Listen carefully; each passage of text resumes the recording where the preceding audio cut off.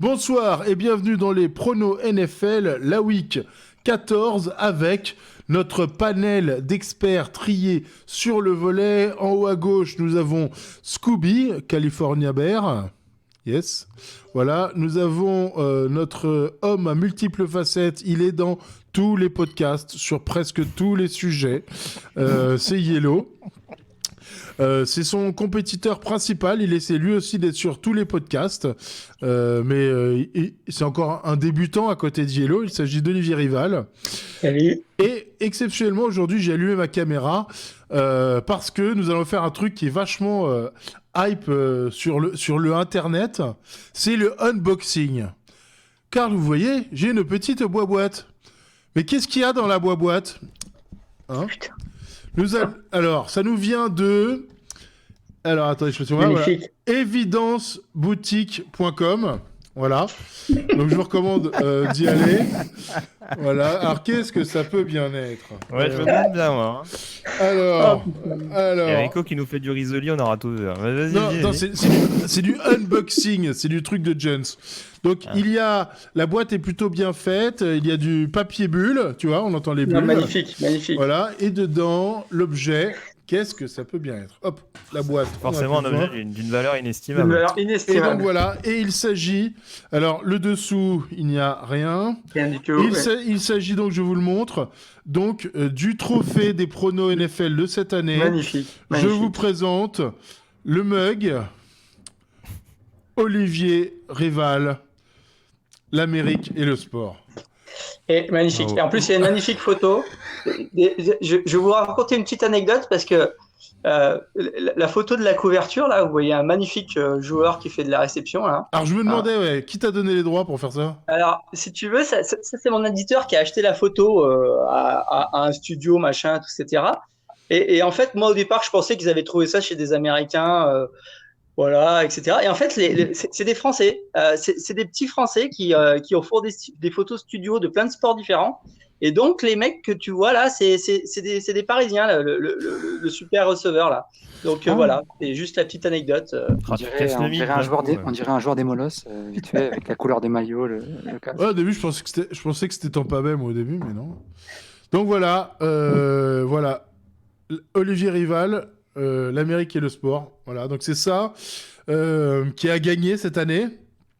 Magnifique. Pour le super cadeau. Hein. Franchement, je trouve, je vous recommande moi d'aller acheter le mug et le bouquin parce que quand tu t'es fait ton chocolat mug ton chocolat chaud dans le mug Olivier Rival, c'est quand même important de lire le bouquin qui va avec. Voilà, et puis comme ça, tu peux penser comme moi maintenant, je vais penser à mon petit déjeuner. Mais je pense que c'est un modèle unique en plus. Hein. Moi, je l'ai pas, tu vois, donc c'est hyper collector. Hein. Ah, je veux dire ça, à un moment, ils vont arrêter d'en faire et ils recommenceront plus. Hein. Jamais. C'est voilà. Donc, voilà. Donc, voilà, c'est pour ça que je voulais ouvrir ma caméra, c'est un petit cadeau de Noël. Donc le premier sur prononfl.com cette année gagnera ce très joli mug. Et comme par hasard, c'est toi qui es leader, hein, mais bon. Ouais, c'est ça, Rico. T'as tout fait pour avoir à le garder, quoi. Alors déjà, tu veux pas payer les frais de port, déjà, j'ai pas dit que ça irait à un expert. Je crois que c'est Frédéric Buckler, je crois, qui est premier des pronos aujourd'hui, en ce moment, actuellement sur le site. Et hélas, même si j'ai un très beau score parmi les experts, je ne suis toujours pas premier, car je suis à 2 victoires semaine contre 3 pour Yellow, je crois. Qui, malgré ses prestations plus... Pour le moins douteuses.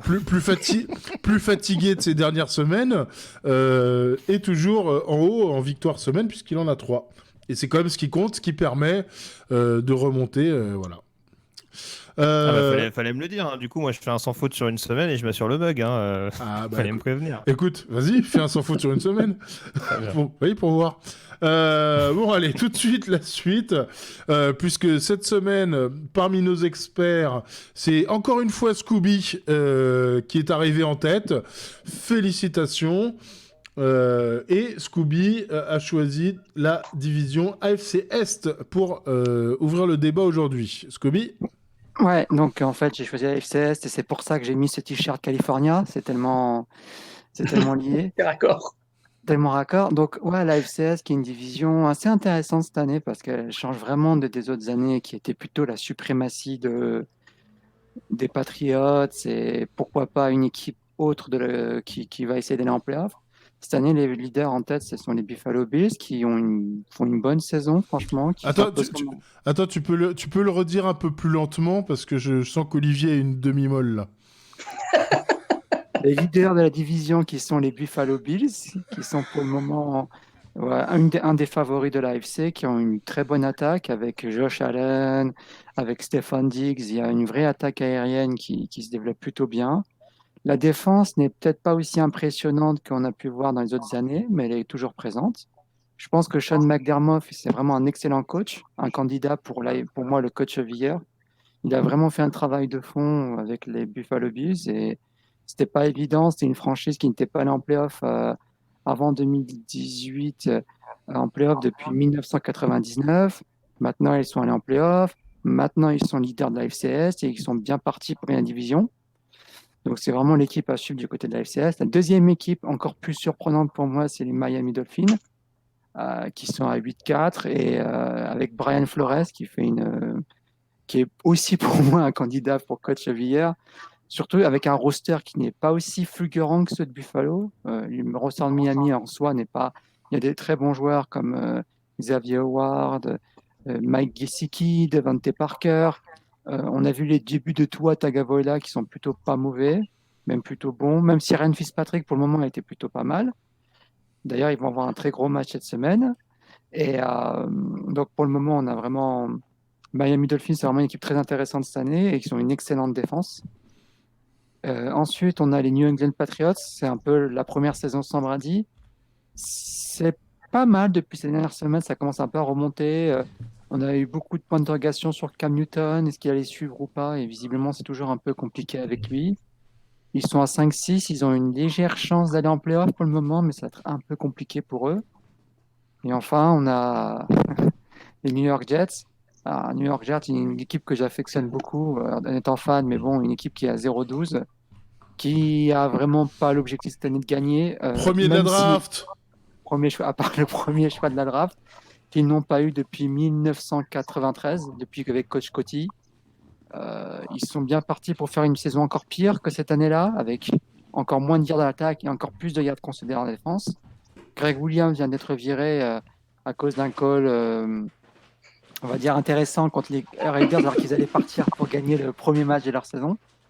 C'est très compliqué pour la franchise de New York, contrairement à son homologue alors c'est pas le sujet, mais de New York Giants qui commence un peu à remonter et voir quelque chose d'intéressant.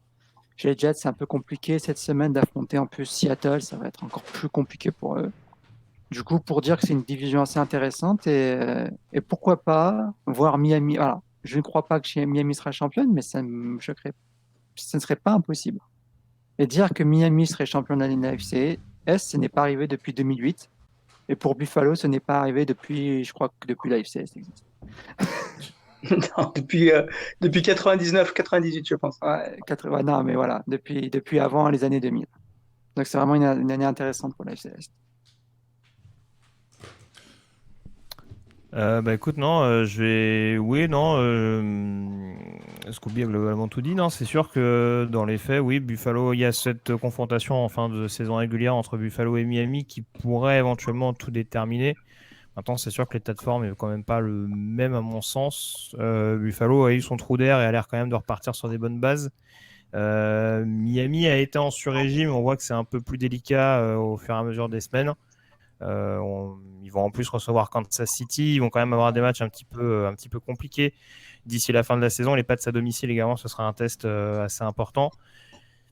Donc voilà, là dans l'état actuel de classement Bills, Dolphins, Patriots, Jets, je pense qu'on a quand même une indication de ce qui devrait être le classement à l'issue de la saison régulière. Après la question c'est de savoir combien d'équipes cette division peut qualifier.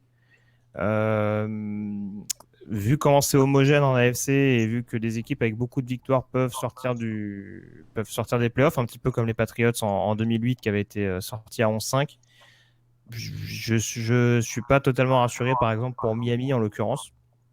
S'ils sont légèrement décrochés par Buffalo, ça pourrait être un peu plus compliqué.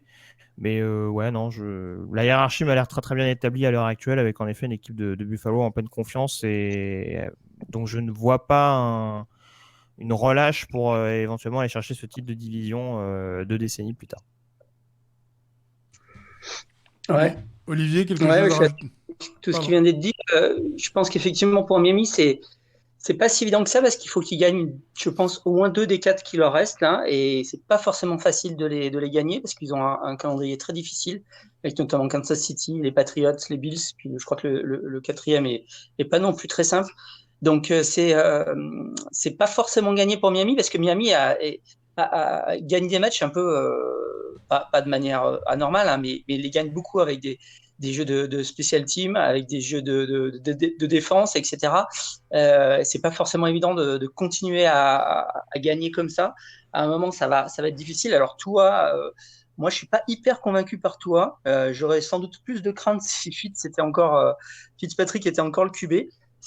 Faut voir. Effectivement, il y a le dernier match de la saison entre les Bills et les Dolphins qui pourrait être décisif. Mais bon, on verra si on en arrive là.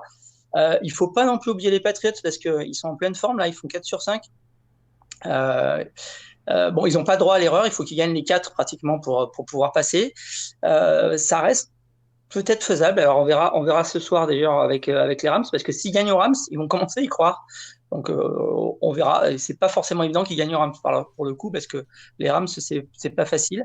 Euh, je dirais que c'est une division qui est sympa parce que justement, en dehors des Jets qui sont au fond du trou et qui arrivent à perdre des matchs qu'ils ne devraient pas perdre en balançant 6 défenseurs en blitz sur une LMRI, ça on n'avait jamais vu. Mais les 3 autres, c'est vraiment la division des coachs, parce qu'il y a 3 excellents coachs. Là, ce qu'on voit, par exemple, le 45-0 que les Pats ont mis aux Chargers la semaine dernière, c'est vraiment une victoire de coaching, quoi. Ils ont été super bons, ils savaient exactement ce qu'ils faisaient. Ils font 2 TD sur équipe spéciale, un sur retour de punt, un sur bloc de field goal. On voit que la défense, elle savait exactement ce que les Chargers allaient mettre sur le tapis. Et Scooby l'a très bien dit. De l'autre côté, Flores et McDermott, c'est deux coachs qui ont réussi à amener leur identité dans ces équipes-là, qui étaient un petit peu en dedans depuis pas mal de temps. Donc, si ces 3 coachs continuent dans cette division-là, je pense que c'est une division qui peut continuer à dominer l'AFC comme les Pats l'ont fait pendant longtemps. Et là, on pourrait avoir 3 équipes qui vont se tirer la bourre. Alors, si les Jets récupèrent en plus un premier tour de draft, ils vont peut-être finir par être compétitifs. Mais en tout cas, c'est vraiment une division qui est très solide et qui va être très intéressante pour les prochaines années. Oui, les Jets envisagent de faire revenir Brett Favre. Encore. Non, par contre, ils envisagent de prendre, un des candidats qui voudrait coacher les Jets, ce serait Bill Cowher, ancienne gloire des Steelers. Là, c'est l'info intéressante du jour. Eh bien, Scooby, puisque tu parles d'infos intéressantes, parle-nous donc des Vikings contre les Bucks. Oui, alors j'ai pris un match qui va être pour moi très très serré entre les Vikings de Minnesota et les Tampa Bay Buccaneers. Minnesota qui est à 6-6, deuxième de la NFC Nord et qui vient juste pour le moment, avec leur victoire la semaine dernière, d'être qualifiable, on va dire, pour les playoffs. Pour le moment, ils ont sorti Arizona qui n'est plus pour le moment en playoffs. Et de l'autre côté, on a les Tampa Bay Buccaneers qui, eux, sont toujours en playoffs, qui sont deuxième de la NFC Sud. Ça va être un match extrêmement intéressant. On a 2 équipes qui ont un parcours assez différent. Minnesota a eu beaucoup de difficultés ces dernières semaines, enfin en début de saison, excusez-moi, justement à l'inverse. En début de saison, ils étaient à 1-5 et là ils ont fait une belle remontée, ils sont à 6-6 avec Dalvin Cook qui a surtout explosé, ils ont établi un véritable jeu au sol, ils sont imposés comme une des tout meilleures attaques de la NFL. Kirk Cousins qui est présent. Depuis la week 8, il est à 15 TD et 2 interceptions, alors que de la week 1 à 7, il était à 10 interceptions, 2 au lieu de 10. Et on a de l'autre côté Tampa Bay qui est un peu ambivalent. De temps en temps, ils font des gros matchs. De temps en temps, ils se font presque shout-out contre les Saints. C'est assez compliqué, beaucoup de spéculations entre les relations entre Tom Brady et Bruce Arians. Ça va être 2 matchs intéressants parce que ça va être la bataille pour le trench, la bataille des fossés entre le run-stop de Tampa Bay, qui est vraiment un des meilleurs, voire le meilleur de la NFL.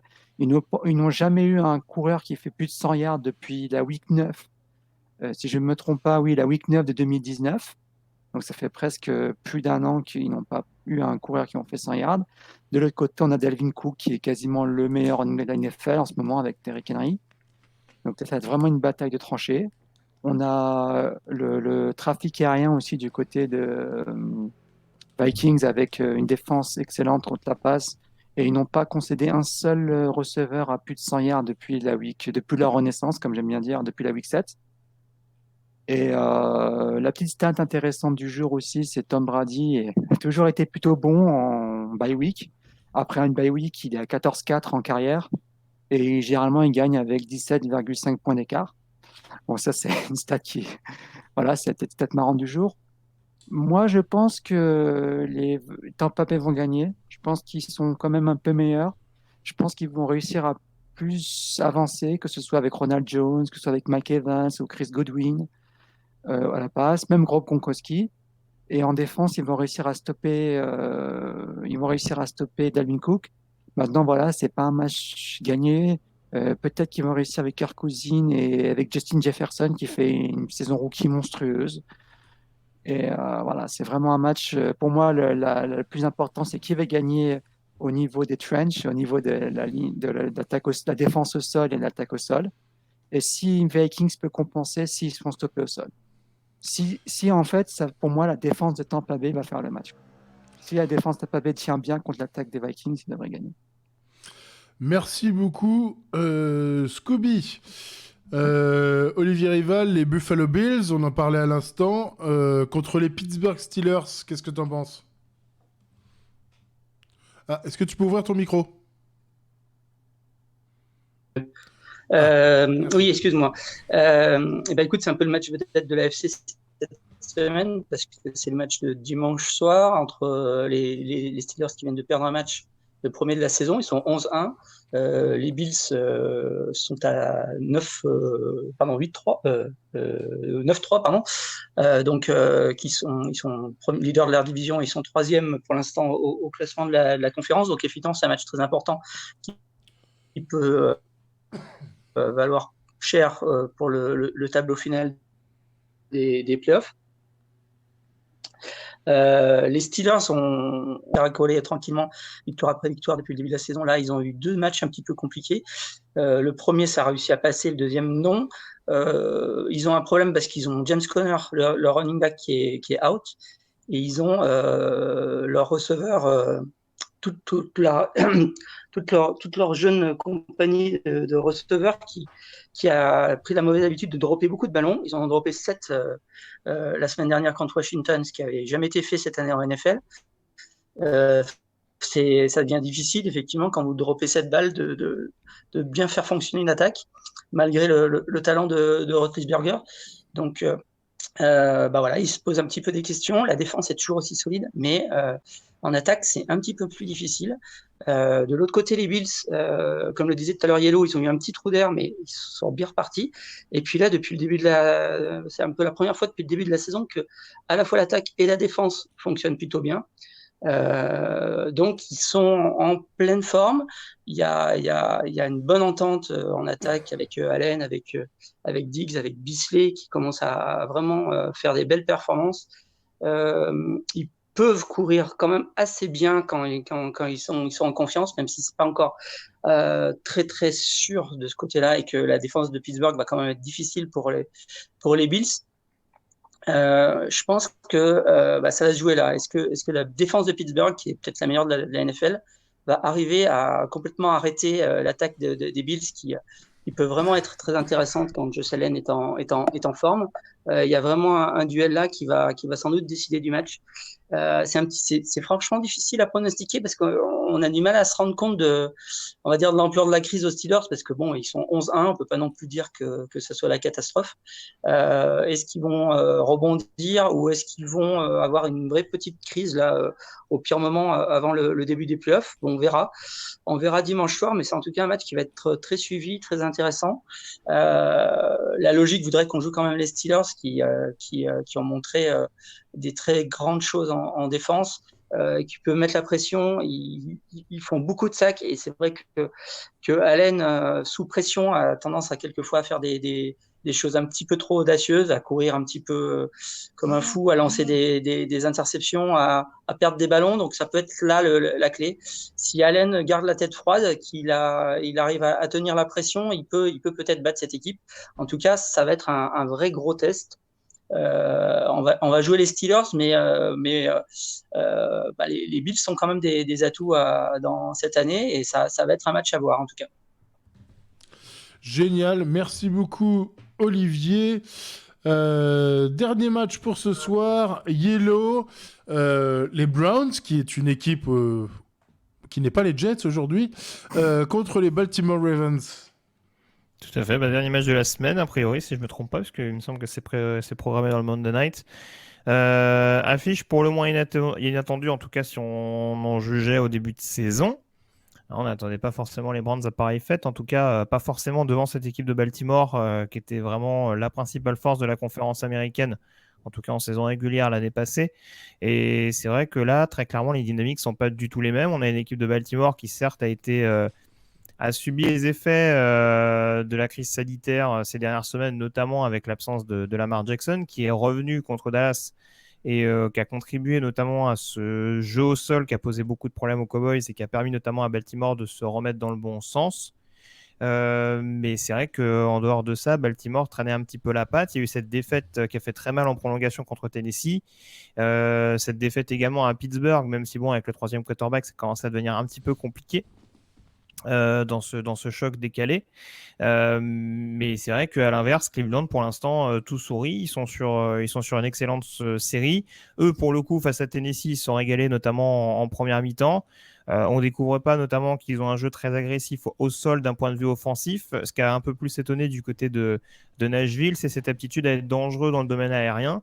Et c'est là où ça va nous promettre un duel assez excitant. C'est que les Ravens ne sont pas forcément les meilleurs en termes de pass rush cette année, mais ils ont malgré tout les cornerbacks capables de punir éventuellement Baker Mayfield, qu'on a vu plus à l'aise, comme je le disais, ces dernières semaines, un peu plus adepte de la prise de risque. Il y a notamment l'émergence d'un Donovan Peoples-Jones, le receveur rookie, qui lui permet notamment d'avoir un peu plus de solutions pour trouver ses cibles. Et c'est vrai que ça peut être intéressant à suivre et voir éventuellement si Baltimore va être apte à punir éventuellement Mayfield ou si cette défense de Baltimore tout simplement va être capable de contenir cette formation de Cleveland. Ils sont moins à l'aise en termes de yards que les Browns sur le run-stop. Par contre, il me semble qu'ils concèdent un peu moins de touchdowns. Donc ça aussi, la question va se poser. Est-ce qu'on va plier sans rompre du côté de cette défense des Ravens ? C'est ça que j'essaye de voir. On s'étant remis dans le bon sens. C'est la clé pour moi se trouve sur ce match-up-là. L'attaque de Cleveland contre la défense de Baltimore. Je occulte pas l'autre côté du ballon. Surtout que Cleveland, je parlais de leur run-stop, ils occasionnent pas mal de pertes de balles depuis le début de la saison dans cet exercice-là. Et face à une équipe de Baltimore qui en effet court beaucoup, qui a quand même perdu beaucoup de ballons. On sait que Lamar Jackson est un petit peu, peut-être un petit peu coutumier du fait en fonction des rencontres. Donc c'est vrai qu'il va y avoir peut-être l'envie également avec en plus une ligne offensive qui est loin d'être parfaite du côté de Baltimore, et je pense que c'est un des points principaux qui pose problème cette année dans le Maryland, face à cette équipe de Cleveland qui a retrouvé Myles Garrett et qui est capable de mettre une pression constante. Ça peut quand même être assez compliqué offensivement. C'est pas sûr qu'on remarque 34 points comme on a marqué contre Dallas. Après, toutes ces considérations mises à part, j'avoue que je reste un petit peu trop sur la portée psychologique de la rencontre. Il y a un match aller notamment où, alors c'était en première semaine de saison régulière, donc tout est relativisé, mais Baltimore s'était baladé. En l'occurrence, les victoires de Cleveland, alors il me semble qu'il y en avait une l'année dernière à Baltimore justement, avant la folle série des Ravens, mais sur les dernières saisons, c'est quand même très compliqué le bilan Baltimore-Cleveland en faveur des Browns. Donc un peu comme avec les Steelers, je me pose toujours la question de savoir est-ce que sur un match déclic comme ça, en prime time, un match où il faut vraiment confirmer face à une équipe qui a malgré tout l'habitude de ces grands rendez-vous, en tout cas le head coach, Est-ce que c'est pas là où ça va peut-être un petit peu déjouer, où toute l'aisance qu'on voyait du côté de Tennessee va peut-être s'évaporer au moins dans un premier temps? C'est ce qui me fait un peu peur pour Cleveland. Je pense que ce sera un match serré par rapport aux arguments que je donnais et par rapport au fait que Cleveland, statistiquement parlant et par rapport à la dynamique, a l'air quand même un peu plus à l'aise dans ses baskets. Mais sur ce match-là, où honnêtement, chaque victoire est cruciale, et encore plus pour Baltimore maintenant qui court après un 7e spot. Je parlais tout à l'heure de l'AFC qui est extrêmement relevé. Maintenant, chaque défaite va être fatale pour les équipes qui sont actuellement en mode wildcard. Je pense que Baltimore a les moyens d'aller chercher cette victoire à Cleveland, même si, je le répète, ce sera pas forcément ce sera pas aussi aisément que ce qu'ils ont montré au match aller. Génial. Merci beaucoup Yellow, merci beaucoup à tous.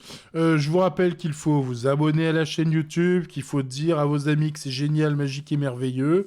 Voilà, moi je vais reboxer le trophée pour qu'il reste parfaitement propre et en bon état jusqu'à après le Super Bowl et qu'il aille se trouver une nouvelle maison, peut-être chez l'un d'entre vous.